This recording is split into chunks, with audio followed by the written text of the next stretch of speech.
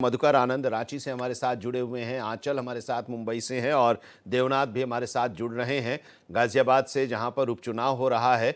और इस उपचुनाव में भारतीय जनता पार्टी और समाजवादी पार्टी दोनों की साख लगी हुई है। जरा पहले 288 सीटें हैं महाराष्ट्र की, और महाराष्ट्र ही शुरू करते हैं। आंचल, जरा बताइए, दावे दोनों तरफ से, जिहाद पूरी तरह से शब्द जो है उस चुनाव में दिखाई दिया, चाहे वो वोट जिहाद हो, चाहे वो नोट जिहाद हो, और अपने अपने लोगों से अपील भी करवाते रहे, धार्मिक आधार पर वोट की अपील करवाते रहे।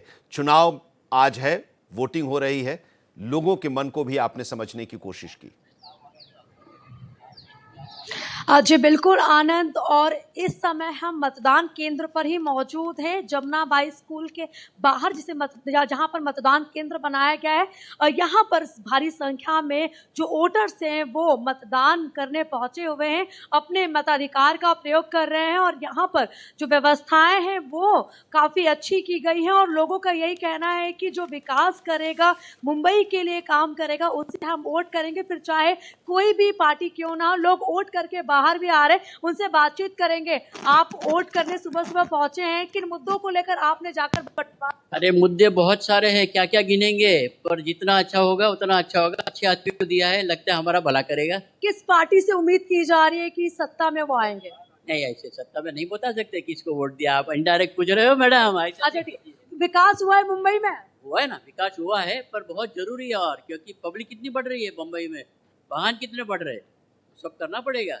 तो आनंद देखिए, अंदर सीनियर सिटीजन के लिए भी काफी व्यवस्था की गई है, अंदर चेयर्स लगाए गए हैं, और उनको पहले मौका दिया जा रहा है कि वो जाकर मतदान करें, फिर चाहे वो युवा हो, सीनियर सिटीजन हो, यंग हो, सभी लोग यहाँ पर पहुंच रहे हैं और अपने मताधिकार का प्रयोग करें। लेकिन एक दिलचस्प बात आपको ये भी बताएंगे कि जिस तरीके से महाराष्ट्र की राजनीतिक सब बटेंगे तो कटेंगे और एक है तो सिर्फ है नारे के इर्द गिर्द घूम रहा था। और यहाँ पर एक व्यक्ति भी आए हुए थे जिन्होंने वो टी शर्ट पहन के रखा हुआ था जिस पर लिखा था कटेंगे तो बटेंगे, एक है तो सेफ है। मतलब ऐसे में आप समझ सकते हैं कि विकास का जो नारा है वो सभी लोगों की तरफ से दी जा रही है, और एकता कितनी जरूरी है, और एक रहेंगे तो शायद विकास भी हो पाएगा। आनंद बिल्कुल, और इस नारे का असर भी दिख रहा है, जैसा कि आप बता रही हैं। मधुकर के पास जाए, लेकिन उससे पहले थोड़ा देवनाथ के पास आते हैं। उनके पास कुछ लोग हैं जो वोट देकर निकले हैं, और मुझे जो लग रहा है कि कुछ फर्स्ट टाइमर्स भी आपके साथ हैं, जो जिन लोगों ने पहले भी वोट दिया और इस बार भी उन्हें मौका मिला है वोट देने का। देवनाथ, जरा बताइए, किस तरह का माहौल आप देख रहे हैं उत्तर प्रदेश के गाजियाबाद विधानसभा क्षेत्र में?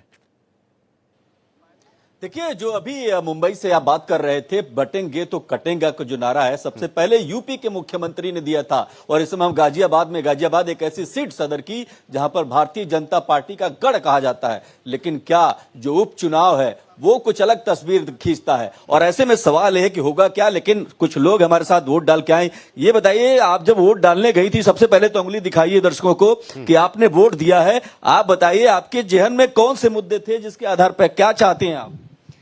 देखिए, गाजियाबाद में बस विकास चाहते हैं, और तो कुछ नहीं, और कुछ महिलाओं की सुरक्षा के लिए व्यवस्था हो, साफ सफाई की और थोड़ी व्यवस्था हो। काफ़ी हद तक पहले से सुधार हुआ है गाजियाबाद में, लेकिन हम चाहते हैं कि और हो, साफ सफाई की व्यवस्था हो, अब सड़कें अच्छी रहें हर जगह की। और महिलाओं के लेकर के खास करके उत्तर प्रदेश में लगातार कहा जा रहा है कि कानून व्यवस्था बहुत अच्छी हुई है, क्या आप सहमत हैं? जी, योगी जी के बात करते हैं, आप बताइए। जरा एक बार मधुकर को इंट्रोड्यूस करते हैं। मधुकर के पास भी जरा चलते हैं। झारखंड में 38 सीटों पर चुनाव हो रहा है। मधुकर, आज तो आखिरी चरण का चुनाव है 38 सीटों पर। कहां हैं आप, और वहां पर किस तरह का मतदान आप देख रहे हैं सुबह से?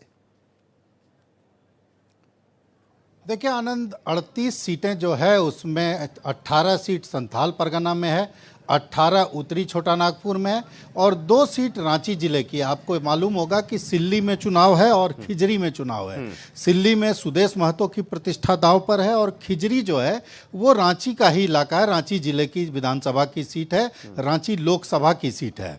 तो खिजरी में अभी मैं हूँ, और ये जो इलाका है, इस इलाके में देख सकते हैं अब तो थोड़ी भीड़ कम हुई है।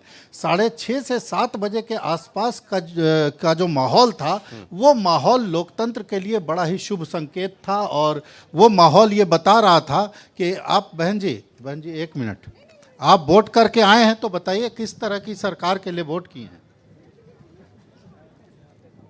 किस तरह का सरकार के लिए वोट करेंगे? अच्छे सरकार के लिए वोट किए हैं। क्या मुद्दे थे आपके दिमाग में? मुद्दा यही था कि मतलब जो आपका राज्य को ठीक से मतलब चलाए, सब यही चाहता है कि राज्य को ठीक से चलाए। अभी ठीक चल रहा है? हाँ, ठीक ही ठाक है, उतना भी बेहतर है नहीं मेरे हिसाब से। इसलिए कि देखिए अभी जैसे कि सबसे बड़ी बात है कि अभी जो बोलिए कि देश के लिए और फिर राज्य के लिए जिस तरह से राज्य प्रोसेस करेगा उसी तरह से देश भी प्रोसेस करेगा। तो आपका हिसाब से अगर राज्य में अगर जैसे कि बेरोजगारी तो भी है, बहुत ज़्यादा है, ये नो डाउट कि बेरोजगारी नहीं है, बेरोजगारी है। मधुकर, आप बता रहे थे कि सुबह में लोगों की काफी भीड़ थी, अभी कुछ कम है मतदान केंद्र पर, लेकिन आंचल जो बात कर रही थी कि जो उन्होंने उठाया था कि उत्तर प्रदेश के मुख्यमंत्री बटेंगे तो कटेंगे का जो नारा यूपी के विधानसभा के उपचुनाव से शुरू किया था, वो महाराष्ट्र में भी रहा और झारखंड में भी उनका दौरा रहा और वहां भी सुनने को ये मिला। उसका असर कुछ दिखाई दे रहा है आज के पोलिंग में? लोगों को आप तो वोटिंग के पहले भी समझने की कोशिश करते रहे और आज भी समझ रहे हैं बातचीत के जरिए। जी आनंद जी, देखिए अभी सबसे पहले तो वोट दे करके निकली हैं आप, कैसन सरकार चाहिए तो क्या? हमको जो अच्छा देश चला, का काम चाहिए से बोलना। गांव में नली है, रोड है, पानी है, और जो खाली है वो लोग को कोई जगह नौकरी मिलना चाहिए, बस इतना ही बोल सकते हैं। अभी नौकरी नहीं मिल रहा है? कहाँ मिला है? घर में जितना बच्चा लोग पढ़ल है, बैठल है, वैकेंसी निकलता है, भरता है, कुछ निकलबे नहीं करता है। तो जिस तरह से बार बार यहाँ परीक्षाएं रद्द होती है उसको लेके ठीक है, आप जाइए, इन्होंने वोट कर दिया है और इनके मन में जो, आनंद जी आप जानते हैं यहाँ के लोग उतने मुखर सामान्य तौर पर नहीं होते हैं जितने गाजियाबाद और मुंबई के लोग होते हैं। देखिए इस बीच में आप आइए, संभल के आइएगा, वोट कर दिए? हाँ, क्या था दिमाग में जब वोट किए, का कैसा चाहते हैं? क्या चाहते हैं, अब जैसे दिमाग में आया वो दे दिया। क्या आया दिमाग में, यही तो जानना है। अब जो हमारी जनता की भलाई कर सके उसके दिमाग में, मेरे दिमाग में आया। देखिए आनंद जी, यहाँ पर आप भी जानते हैं अमूमन झारखंड के लोगों का, जो यहाँ के मूल लोग होते हैं, उनका स्वभाव थोड़ा उतना मुखर नहीं होता है जितना गाजियाबाद और मुंबई जैसे बड़े शहरों के लोगों का होता है। लेकिन जितनी बात ये बता रहे हैं, इनके मन में विकास की बात है, इनके मन में ऐसी बात है कि लोग उन्हीं को वोट करना चाहते हैं जो कुछ जनता के लिए करे। आप वोट कर लिए बहन? अच्छा, करने आए हैं। हाँ, तो ये भी वोट करने के लिए जा रही हैं। इस बीच आनंद जी, ये जो 2 सीट है रांची की, इसमें सिल्ली महत्वपूर्ण सीट है और खिजरी को भी देखा जाए तो ये महत्वपूर्ण सीट है। पिछली बार कांग्रेस के पाले में ये सीट गई थी, इस बार माहौल थोड़ा बदला है, इस कदर बदला है, इस सेंस में बदला है कि पिछली बार आजसू और बीजेपी अलग अलग चुनाव लड़ी थी, इस बार दोनों साथ चुनाव लड़ रही है। और आजसू को पिछली बार जितना मुझे याद आता है 26-27 हजार के आसपास वोट आया था, जो उसके बाद फिर यहाँ पर कांग्रेस ने इस सीट पर कब्जा किया था। तो चूंकि इस बार मिलकर के आजसू और बीजेपी की लड़ाई है, इसलिए थोड़ी स्थितियां, जो ये राजनीतिक आकलन जो है, आंकड़े जो बता रहे हैं, पिछली बार की तुलना में इस बार कुछ आसान दिखाई दे रहा है। जल्दी से आंचल, आप महायुति और महाविकास अघाड़ी दोनों के बीच सीधा मुकाबला अभी तक आप देख पा रही हैं, या कोई तीसरा है जो कि कहीं कहीं पर नॉक कर रहा है?